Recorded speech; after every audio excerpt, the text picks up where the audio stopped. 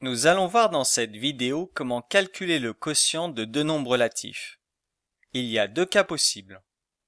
Le premier cas est celui où nous divisons deux nombres de même signe. Dans ce cas, le quotient est toujours positif. Prenons un exemple, moins 72 divisé par moins 9.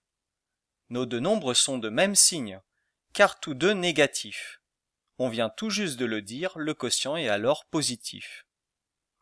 Puis on divise sans tenir compte des signes. 72 divisé par 9 est égal à 8. Ainsi, moins 72 divisé par moins 9 est égal à plus 8, c'est-à-dire 8. Autre exemple, plus 93,5 divisé par plus 10. On a toujours deux nombres de même signe, car tous deux positifs cette fois. Le quotient est donc positif. Il ne nous reste plus qu'à effectuer la division sans tenir compte des signes. 93,5 divisé par 10 est égal à 9,35. Et donc, plus 93,5 divisé par plus 10 est égal à plus 9,35, c'est-à-dire 9,35. Voyons le second cas. C'est celui où nous divisons deux nombres de signes contraires. Dans ce cas, le quotient est toujours négatif. Voici un exemple où l'on divise deux nombres.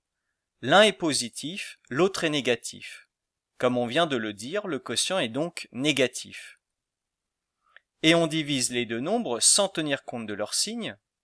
12 divisé par 2 est égal à 6, et donc plus 12 divisé par moins 2 est égal à moins 6. Prenons un dernier exemple avec moins 4300 divisé par plus 100. On a encore une fois deux nombres de signes contraires, le quotient est donc négatif. Il ne nous reste plus qu'à effectuer la division des deux nombres sans tenir compte des signes.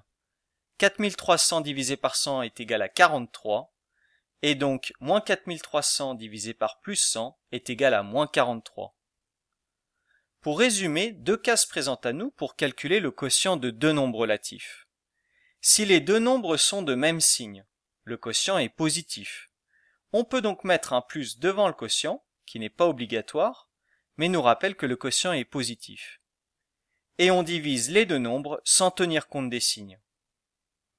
Et si les deux nombres sont de signes contraires, on a vu que le quotient est négatif, on met donc un moins devant le quotient, et on divise les deux nombres sans tenir compte des signes.